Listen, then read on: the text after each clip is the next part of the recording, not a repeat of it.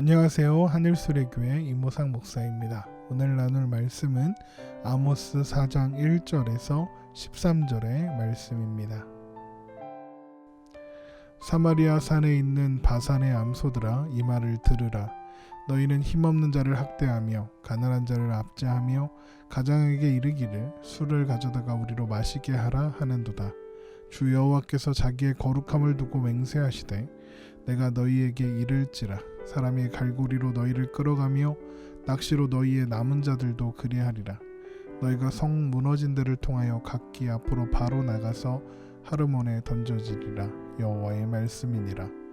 너희는 베델에 가서 범죄하며 길갈에 가서 죄를 더하며 아침마다 너희의 희생을 3일마다 너희 11조를 드리며 누룩 넣은 것을 불살라 수은제로 드리며 낙헌제를 소리내어 선포하려무나. 이스라엘 자손들아, 이것이 너희가 기뻐하는 바니라. 주 여호와의 말씀이니라. 또 내가 너희 모든 성읍에서 너희 이를 깨끗하게 하며 너희의 각 처소에서 양식이 떨어지게 하였으나 너희가 내게로 돌아오지 아니하였느니라. 여호와의 말씀이니라.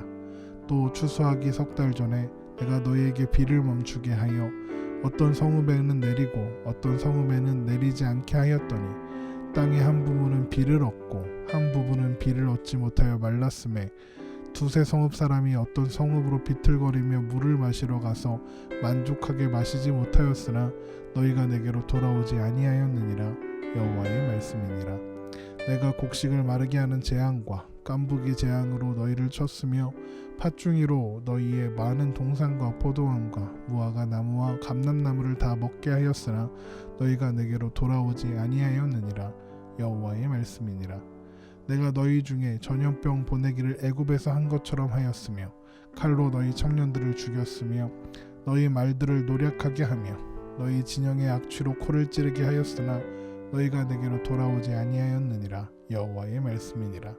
내가 너희 중에 성읍 무너뜨리기를 하나님인 내가 소돔과 고모라를 무너뜨린 같이 하였으므로 너희가 불붙는 가운데서 빼낸 나무 조각같이 되었으나 너희가 내게로 돌아오지 아니하였느니라. 여호와의 말씀이니라. 그러므로 이스라엘아, 내가 이와 같이 내게 행하리라. 내가 이것을 내게 행하리니 이스라엘아, 내 하나님 만나기를 준비하라. 보라, 산들을 지으며 바람을 창조하며 자기 뜻을 사람에게 보이며 아침을 어둡게 하며 땅의 높은 데를 밟는 이는 그의 이름이 만군의 하나님 여호와시니라. 아멘. 하나님은 계속해서 북이스라엘 백성들의 죄를 조목조목 지적하고 계십니다. 그들은 죄악을 탑처럼 쌓고 있습니다. 그 죄악이 얼마나 악독한지 그들의 미워했던 이방 나라들조차 경악할 만한 것들이었습니다. 하나님은 이방 나라인 블레셋과 애굽을 그들의 죄악을 증언하는 증인으로 세우겠다, 이렇게 말씀하십니다. 이제 죄를 지적하시는 하나님의 선포는 점점 더 구체화되어집니다. 먼저 이스라엘에 가득했던 불의로 얻은 부를 가지고 사치와 향락을 누리는 것을 지적하십니다. 아모스 4장 1절입니다. 사마리아의 산에 있는 바산의 암소들아, 이 말을 들으라. 사마리아 산에 있는 바산의 암소들이라는 것은 사마리아의 여인들을 가리키는 표현입니다. 바산은 이스라엘 북쪽의 산악지대에 위치하고 있는 곳인데 이 땅은 화산 활동이 있었던 곳이라고 해요. 그래서 그 땅이 현무암을 기본으로 하고 있어서 농사를 짓게 하는 적합한 땅이 아니었지만 풀이나 나무들은 잘 자랐다고 합니다. 그래서 이 지역에는 과수원이나 목축업이 발달을 했죠. 지금도 그 지역에 가면 사과 농장이 큰 것이 있고 또 소를 키우는 목장도 있다고 합니다. 특히나 그곳에서 생산된 소고기는 육질이 부드럽고 맛있기로 소문이 자자하다고 합니다. 그런데 하나님은 사마리아 여인들을 가리켜 바산의 암소들이라 하십니다. 포동포동하게 살이 올라서 이제 잡을 날만 기다리는 그런 암소 생각하시면 되겠습니다. 그런데 그들이 그렇게 포동포동 살이 오르게 된 이유가 무엇이라고 합니까? 남의 것을 빼앗아 먹었기 때문입니다. 계속해서 아모스 4장 1절을 봅니다. 너희는 힘없는 자를 학대하며 가난한 자를 압제하며 가장에게 이르기를 술을 가져다가 우리로 마시게 하라 하는도다. 바산의 암소라 불리는 여인들은 불의한 착취로 부를 누리는 상류층의 집안 여자들을 의미하는 거죠. 그들은 힘없는 자를 학대하고 가난한 자를 압제했습니다. 그런데 그걸 무슨 힘으로 했느냐? 가장에게, 그러니까 그녀들의 남편에게 술을 가져오라 했다 합니다. 이것은 남편들의 지위와 권력을 남용해서 약한 자들과 가난한 자들을 학대하고 압제했다는 뜻입니다. 결국 그들이 누르고 있는 부는 남편의 힘을 이용해서 힘없고 약한 자들을 괴롭히고 압제해서 누리고 있는 것들이었던 것입니다. 하나님은 그런 그들을 심판하실 것입니다. 아모스 4장 2절입니다. 주 여호와께서 자기의 거룩함을 두고 맹세하시되 때가 너희에게 이를지라 사람이 갈고리로 너희를 끌어가며 낚시로 너희 남은 자들도 그리하리라. 너희가 성 무너진 데를 통하여 각기 앞으로 바로 나가서 하르몬에 던져지리라. 여호와의 말씀이니라. 하나님은 그들을 갈고리와 낚시로 끌려가게 하시겠다 하셨습니다. 이것은 코에 고리를 낀 채 한 줄로 서서 도살장으로 끌려 들어가는 소의 모습이나 낚시 바늘에 매여서 끌려오는 생선을 생각하면 되겠습니다. 도살장에서 환영받는 소가 어떤 소겠습니까? 살이 통통하게 찐 암소겠죠. 낚시하는 사람에게 환영받는 물고기가 어떤 물고기겠습니까? 살이 통통하게 찐 물고기일 겁니다. 하나님께서 심판하시는 날은 살찐 암소 같은 사마리아의 귀부인들이 그렇게 끌려가게 되는 날이 될 것이다 말씀하시는 것이죠. 실제로 아수르의 벽화에 보면 포로로 잡은 사람들을 그 입술이나 코를 줄로 꿰어서 끌고 가는 모습이 그려져 있는 게 있다고 합니다. 그러니까 그들은 그런 모습으로 그들을 지켜줄 거라고 믿었던 성의 무너진 구멍 사이로 끌려 나가게 될 것입니다. 그리고 하르몬에 던져지게 될 것입니다. 하르몬은 성이 함락된 뒤에 시체를 던져두었던 큰 구덩이를 가리키는 표현이라고 합니다. 그러니까 가난하고 힘없는 이들을 억압하고 압제해서 부귀영화를 누리던 사람들이 하나님의 심판을 받아 자기 의지와는 상관없이 끌려가 심판을 받게 되는 모습을 상상하면 되는 것이죠. 그런데 하나님은 이런 말씀도 하십니다.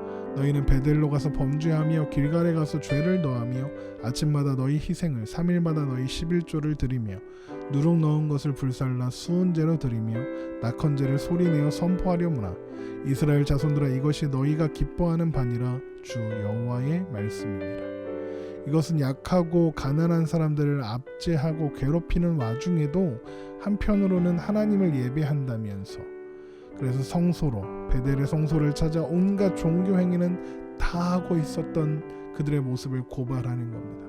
그들은 성소를 찾아갔으며 그곳에서 희생제와 11조를 드렸습니다. 예배를 드리며 나는 이렇게 훌륭한 사람이고 나는 이렇게 괜찮은 사람이라고 그렇게 양심의 만족을 얻고 안심하고 있었던 겁니다. 그리고는 돌아서서 가난한 자를 착취하고 압제하고 괴롭혔던 것입니다. 하나님은 그것이 나의 희생, 나의 11조라 하지 아니하시고 너희의 희생물, 너희의 11조라고 말씀하십니다. 그들은 위선적이고 이중적인 종교 생활을 하고 있었습니다. 그것들은 다 그들의 만족을 위한 행동일 뿐 하나님과는 전혀 상관없는 일이라 말씀하시는 겁니다. 하나님은 그래, 그런 거 다 해봐라, 계속 해봐라, 더 많이 해라, 그래봤자 너희들이 기다린 것은 심판밖에 없다 말씀하시는 것이죠. 그러면 어떤 사람은 이렇게 물을 수 있습니다. 하나님의 백성이 이 지경이 될 때까지 하나님은 뭐 하셨냐고요? 왜 가만히 두셨냐고요? 이렇게 심각한 죄악으로 가득하기 전에 하나님이 손을 쓰셨다면 이 지경까지 오지는 않았을 것 아니냐라고 물을 수 있죠. 그 질문에 대해서 하나님은 이렇게 대답하십니다. 아모스 4장 6절입니다. 또 내가 너희 모든 성읍에서 너희 이를 깨끗하게 하며 너희의 각 처소에서 양식이 떨어지게 하였으나 너희가 내게로 돌아오지 아니하였느니라. 여호와의 말씀이니라. 또 추수하기 3달 전에 내가 너희에게 비를 멈추게 하여 어떤 성읍에는 내리고 어떤 성읍에는 내리지 않게 하였더니 땅 한 부분은 비를 얻고 한 부분은 비를 얻지 못하여 말랐음에 두세 성읍 사람이 어떤 성읍으로 비틀거리며 물을 마시러 가서 만족하게 마시지 못하였으나 너희가 내게로 돌아오지 아니하였느니라. 여호와의 말씀이니라. 내가 곡식을 마르게 하는 재앙과 깐부기 재앙으로 너희를 쳤으며 팥중이로 너희의 많은 동산과 포도원과 무화과 나무와 감람나무를 다 먹게 하였으나 너희가 내게로 돌아오지 아니하였느니라. 여호와의 말씀이니라. 내가 너희 중에 전염병 보내기를 애굽에서 한 것처럼 하였으며 칼로 너희 청년들을 죽였으며 너희 말들을 노략하게 하며 너희의 진영의 악취로 코를 찌르게 하였으나 너희가 내게로 돌아오지 아니하였느니라. 여호와의 말씀이니라. 내가 너희 중에 성읍 무너뜨리기를 하나님인 내가 소돔과 고모라를 무너뜨린 같이 하였으므로 너희가 불붙는 가운데서 빼는 나무 조각같이 되었으나 너희가 내게로 돌아오지 아니하였느니라. 여호와의 말씀이니라. 하나님의 백성들이 이 지경이 될 때까지 하나님은 뭐 하셨냐고 묻는 질문에 하나님은 이미 여러 모양 여러 방법으로 말씀하셨다 이야기하십니다. 기근과 굶주림을 보내시기도 했고 심한 가뭄을 보내시기도 하셨으며 전염병과 전쟁의 패배로 말씀하기도 하셨습니다. 심지어는 소돔과 고모라와 견줄만한 재난과 재해로 그들을 치셨습니다. 그러나 그들은 하나님께 돌아오기는커녕 더욱더 죄악의 길로만 갔고 하나님께 돌아오지 않았습니다. 그러나 너희가 내게로 돌아오지 아니하였느니라 하시죠. 성전을 건축한 솔로몬은 성전을 봉헌하면서 하나님께 기도를 드렸습니다. 성전을 향하여 하나님의 백성들이 기도할 때에 들으시고 응답하옵소서, 이런 기도였죠. 그런데 그 기도의 내용을 보면 이런 대목이 있습니다. 열왕기상 8장 33절입니다.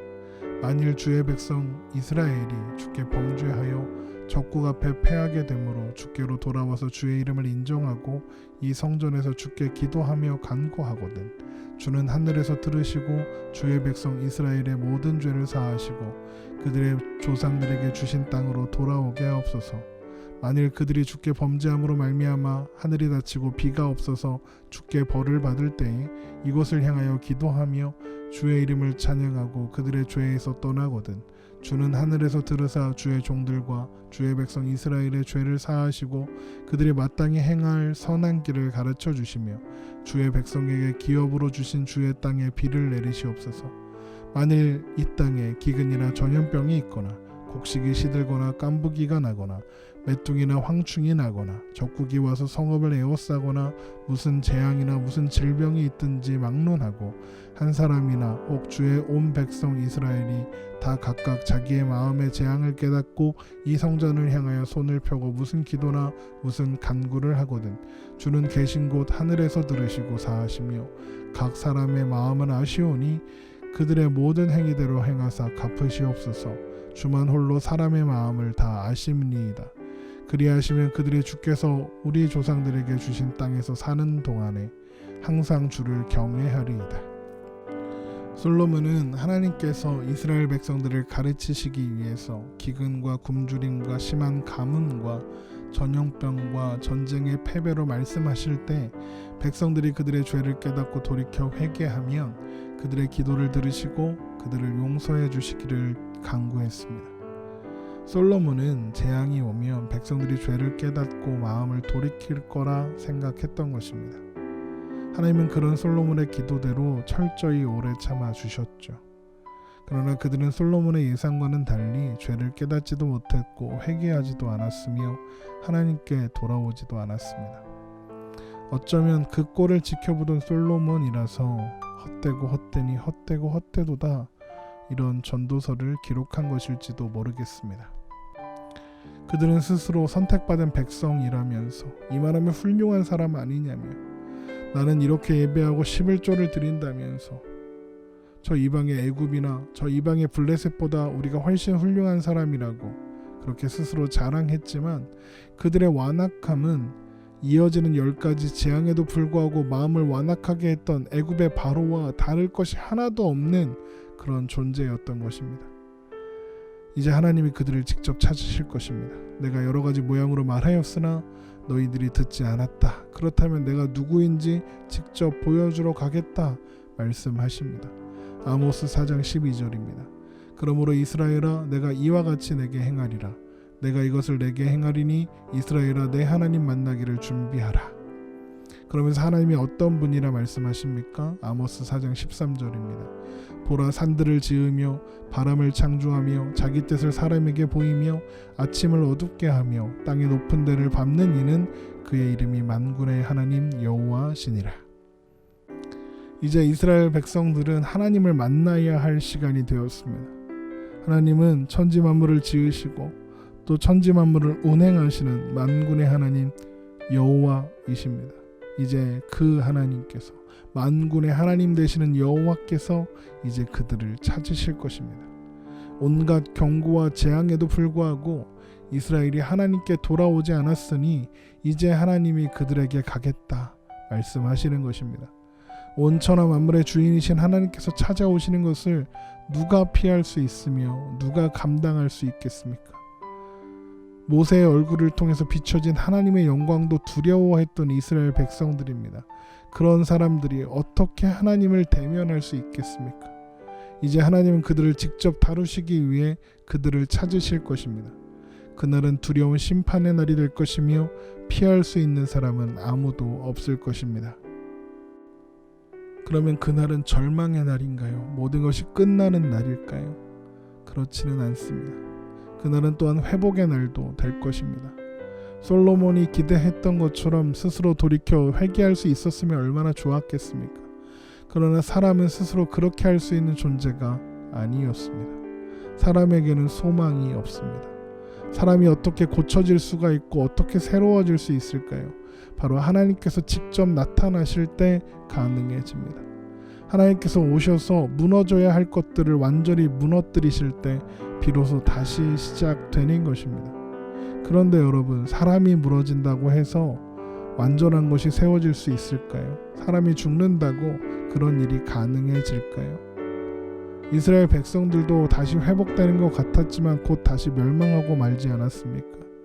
사람은 아담 이래로 영원히 죄인입니다. 사람이 해결할 수 있는 문제가 아닌 것이죠. 그래서 우리는 이것을 통해서 우리에게 사람 아닌 다른 존재, 우리와 똑같은 존재가 아닌 우리를 초월한 존재가 필요하다는 것을 알게 해줍니다. 성경은 그것을 바로 메시아라고 합니다. 우리는 메시아가 필요합니다. 그리고 메시아는 바로 그리스도입니다. 예수 그리스도가 우리는 필요합니다. 사람이 무너지고 사람이 죽어봤자 역사는 반복됩니다. 그러나 예수께서 이 땅에 오셔서 죽으심으로 무너지심으로써 반복되는 죄의 역사를 끝내시고 영원한 생명의 역사를 시작하시는 것입니다. 요한복음 2장 19절 말씀입니다. 예수께서 대답하여 이르시되 너희가 이 성전을 헐라 내가 사흘 동안에 일으키리라. 유대인들이 이르되 이 성전은 46년 동안에 지었거늘 네가 3일 동안에 일으키겠느냐 하더라. 그러나 예수는 성전된 자기 육체를 가리켜 말씀하신 것이라. 하나님이 오셔야 모든 문제가 해결되는 것입니다. 예수님께서 오셔서 성전된 자기 육체를 무너뜨리셔야 되는 일인 것입니다. 사람의 힘으로는 할 수 없어서 하나님이 직접 오셔서 사람이 이룰 수 없는 일을 이루시고 비로소 그때 회복되어지는 것입니다. 그래서 북이스라엘에게 하나님께서 찾아오시는 그날은 두렵고 떨리는 심판의 날이 되겠지만 이제 예수 그리스도를 아는 자들, 예수 그리스도 안에서 구원받은 자들은 그 이름을 소망 가운데 바라보며 그날을 소망의 날로 회복의 날로 기다릴 수 있는 것입니다. 사람이 스스로 할 수 없는 그곳에서 모든 것을 무너뜨리기 위해서 하나님이 찾아오십니다. 그리고 무너진 그곳에서 하나님은 다시 시작하시는 것입니다. 다시 새롭게 하시는 하나님의 그 놀라운 사랑과 은혜가 그리고 바로 예수 그리스도를 통하여 이 땅 가운데 이루어진 것입니다. 무너진 곳에 다시 세우시는 그리고 스스로 무너지시는 예수 그리스도, 그 사랑과 그 은혜를 바라보며 기억하며 소망하며 오늘을 사는 우리가 되기를 주님의 이름으로 축원합니다. 오늘도 주 안에서 평안하신 하루가 되기를 바랍니다.